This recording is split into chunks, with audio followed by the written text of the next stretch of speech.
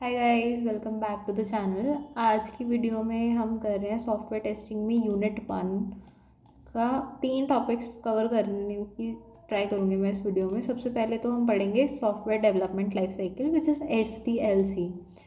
उसके बाद हमारे पास रहता है software testing life cycle which is STLC।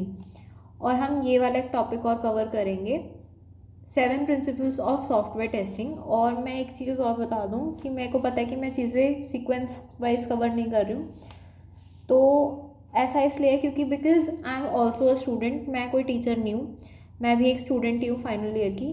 तो मैं खुद भी पढ़ती हूँ, तो साथ में मैं वीडियोस बना देती हूँ। सो इसीलिए इसका नाम सीरीज़ का मैंने ये रखा है कि study with me.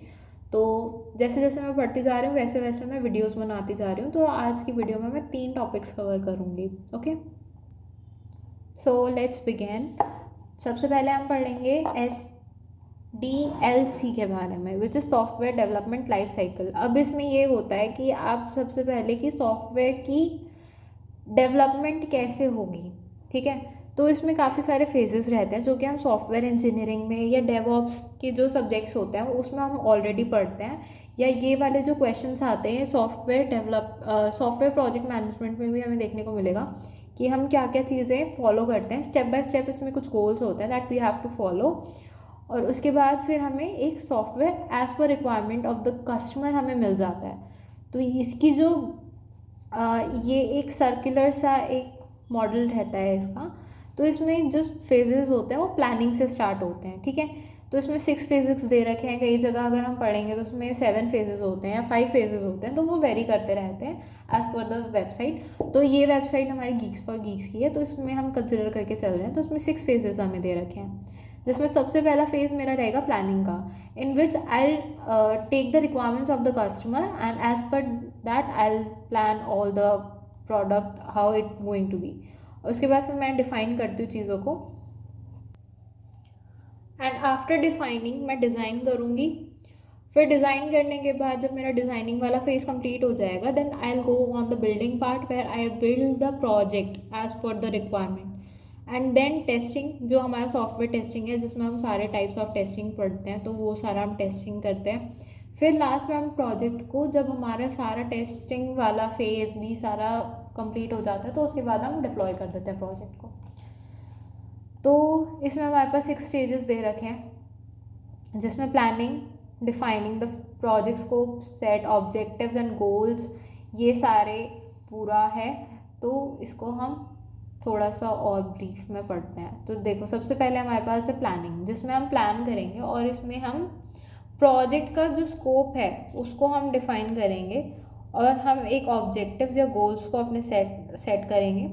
Then we have to plan for the resources, कि मतलब हमारे रिसोर्सेज हमें कहाँ से मिलेंगे, how we have to use that resources, कि मतलब उनका मिस यूज़ ना हो, या हम ओवर यूज़ या अंडर यूज़ ना कर लें उसका, ठीक है। नेक्स्ट आता है हमारे पास डिफाइनिंग द रिक्वायरमेंट्स।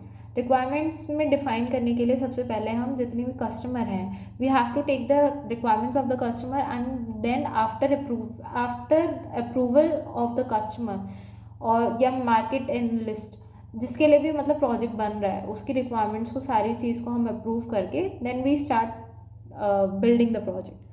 तो फिर इसमें यहाँ पे स्टेजेस के कुछ एक वो दे रखा है हमें चेंज, जिसमें सबसे पहले हम डिफाइन करेंगे फंक्शनल रिक्वायरमेंट्स को, टेक्निकल रिक्वायरमेंट्स को, और उसके बाद रिक्वायरमेंट्स को रिव्यूज़ और अप्रूव हम करते हैं। And at the third stage we have to design an architecture. तो आर्किटेक्चर हम वैसे बेस्ट डिज़ाइन करते हैं सॉफ्टवेयर के लिए, जिसमें हम S R S I don't remember the full form, हाँ, तो इसकी फुल फॉर्म होती है सॉफ्टवेयर रिक्वायरमेंट स्पेसिफिकेशंस, जिसमें हम सारी चीज़ को फॉर्मेट वाइज डिफाइन करते हैं। और we have also to define the documentation part, जिसमें हम हर फेज में एक डॉक्यूमेंटेशन लेके चलते हैं, या एक, अगर सिंपल वर्ड्स में बताऊँ, जैसे हम किसी भी प्रोजेक्ट पे काम करते हैं तो we have to define a workflow, कि हमारा वर्क फ्लो किस टाइप से रहने वाला है, या हमारे जो भी आर्किटेक्चर रहने वाला है वो किस तरह से रहने वाला है। So it all comes under the architecture part, जिसमें एक ऐसे रहेगा कि डिज़ाइनिंग में 2 पार्ट्स होंगे। First we have to design a low level part, and then we have to design a high level part. उसके बाद आता है हमारे पास stage 4, which is developing a product. जिसमें हम प्रोडक्ट को डेवलप करते हैं यूजिंग, इसमें सारा लाइक कोडिंग वाला पार्ट आ जाएगा, या अगर मैं बात करूँ सिंपल वर्ड्स में तो स्पेसिफिक हमारी जितनी भी प्रोग्रामिंग लैंग्वेजेस हैं वो हम उसमें अपनी लैंग्वेजेस को कंसिडर करते हैं कि हमें कौन सी लैंग्वेज से कोडिंग स्टार्ट करनी है, ठीक है।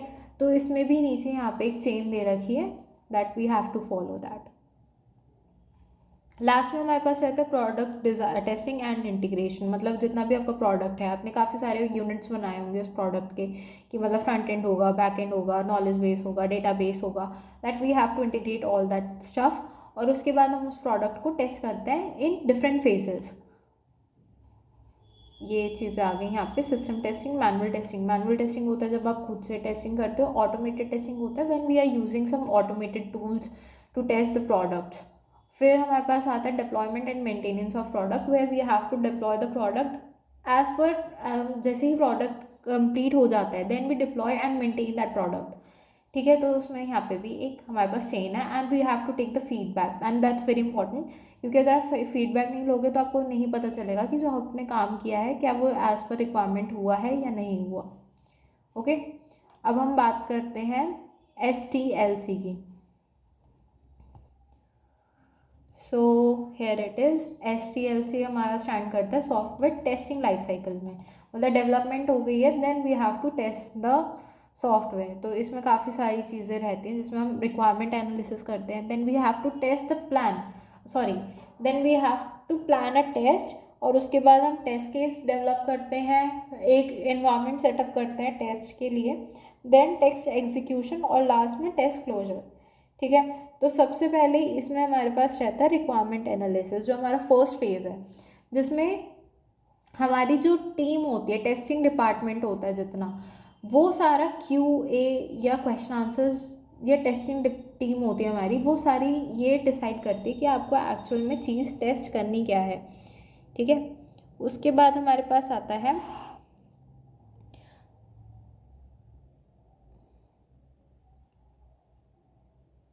Reviewing the software requirement document, और जितने भी डॉक्यूमेंट्स होते हैं हम उसको रिव्यू करते हैं, आइडेंटिफाई करते हैं कितनी अनकंसिस्टेंसी या एम्बिग्यूटी तो नहीं है कोई, या मिसिंग इनकम्प्लीट रिक्वायरमेंट्स तो नहीं रह गई हैं, पोटेंशियल रिस्क हमारे जितने भी होते हैं हम उन सब चीज़ों को कंसिडर करते हैं।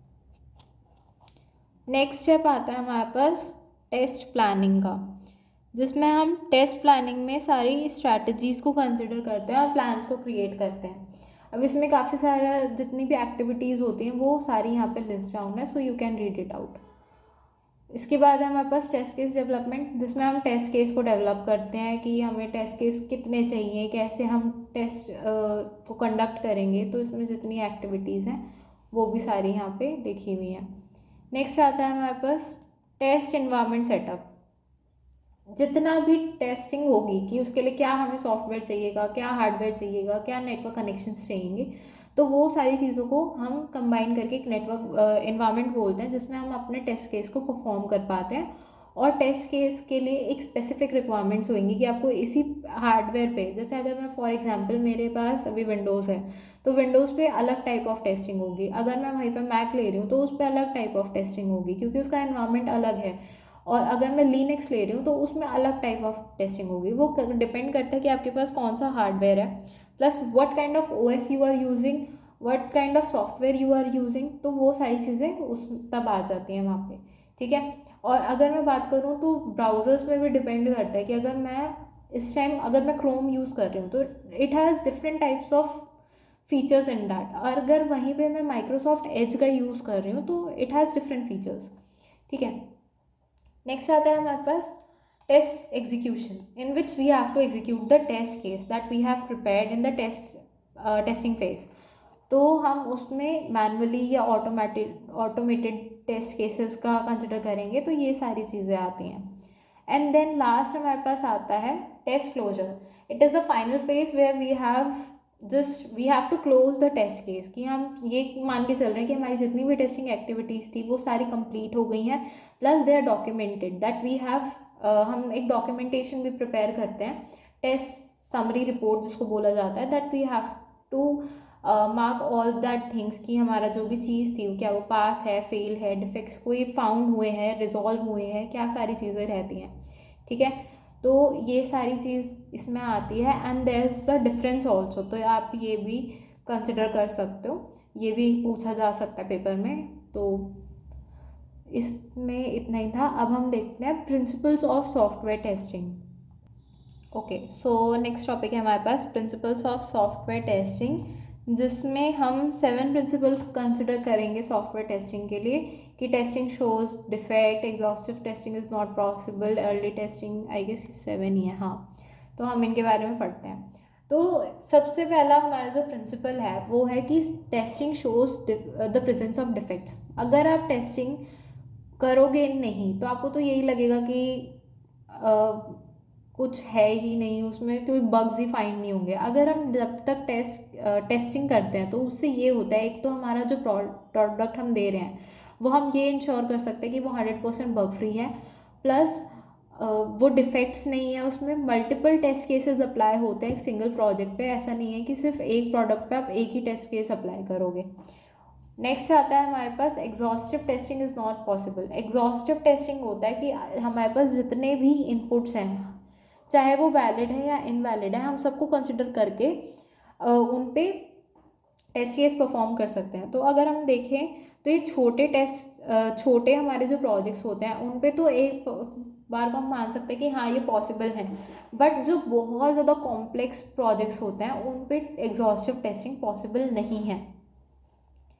नेक्स्ट आता है हमारे पास अर्ली टेस्टिंग। अर्ली टेस्टिंग में होता है कि अगर आप टेस्टिंग पहले से ही स्टार्ट कर दो, मतलब पहले फेज से ही जब छोटा सा यूनिट बन गया है तो हम उसी पे अगर टेस्टिंग पहले से करके रखेंगे तो एक तो वो हमारे लिए लेस एक्सपेंसिव रहेगा, ठीक है, और बग्स जो होंगे वो अर्ली फेज़ में ही फाइंड हो जाएंगे, हमें बाद के लिए वेट नहीं करना पड़ेगा, इनिशियल फेज़ में ही सारी चीज़ें हमें मिल जाएंगी।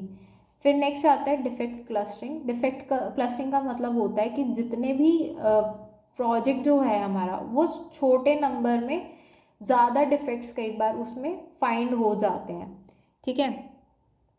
इसके बाद नेक्स्ट आता है हमारे पास पेस्टिसाइड पैराडॉक्स। पेस्टिसाइड पैराडॉक्स का मतलब है कि अगर आप सेम टेस्ट केस को बार बार एक ही जगह पे या एक ही टेक्निक को हम बार बार यूज़ कर रहे हैं तो वो हमें कभी भी नए बग्स को फाइंड करके नहीं देगा। तो इसके लिए क्या हमें करना पड़ेगा कि हम नए टेस्ट केसेस को अडॉप्ट करना स्टार्ट करें, plus we have to update the and add the test cases as per time, जिससे हमें नए बग्स भी मिले देखने के लिए। नेक्स्ट आता है हमारे पास टेस्टिंग इज़ कॉन्टेक्स्ट डिपेंडेंट। मतलब जो हमारी टेस्टिंग है वो कॉन्टेक्स्ट पे डिपेंड कर रही है, तो इसमें डिफरेंट टाइप्स ऑफ सॉफ्टवेयर हमें चाहिएंगे डिफरेंट टाइप्स ऑफ टेस्टिंग करने के लिए। आप सेम सॉफ्टवेयर से डिफरेंट टाइप्स ऑफ टेस्टिंग नहीं कर सकते हो, ठीक है। उसके बाद आता है absence of errors falsies. Next आता है हमारे पास एब्सेंस ऑफ एरर्स पॉलिसी। इसमें क्या होता है कि मैं बोल रही हूँ कि मैंने कोई सॉफ्टवेयर बना दिया जिसमें 99% वो बग फ्री है, बट वो यूज़र की रिक्वायरमेंट्स को फॉलो नहीं कर रहा। तो अगर जब मैं चीज़ कुछ भी मैंने बना दिया बट वो रिक्वायरमेंट्स पे है ही नहीं यूज़र की, तो उसका कोई मतलब नहीं है, इट इज़ कम्प्लीटली यूज़लेस, ठीक है। हम जब मान लो फॉर एग्जांपल आपको चाहिए कोल्ड ड्रिंक और मैंने दे दिया पानी, तो एक टाइम पे आप काम चला सकते हो बट वो यूज़लेस है, ठीक है, उसका कोई मीनिंग नहीं है। हमने मांगा कुछ, हमें दिया कुछ, बेशक वो 99% बग फ्री हो, but it is not fulfilling the requirements of the customer, ठीक है। तो वो इसलिए हमारे पास हमारे लिए वो मैटर ही नहीं करता, हमें पहली चीज़ कस्टमर की रिक्वायरमेंट्स को फुलफिल करना है। So sorry, this was all about the video. अगर आपको ऐसा लगा हो कि मैंने कुछ गलत बोल दिया तो you can suggest on the comment box. और बाकी मैं एक चीज़ ये ही बता रही हूँ कि मैं भी एक स्टूडेंट हूँ और तो कई बार मेरे से भी मिस्टेक्स हो सकती हैं, बट थैंक्स फॉर वॉचिंग।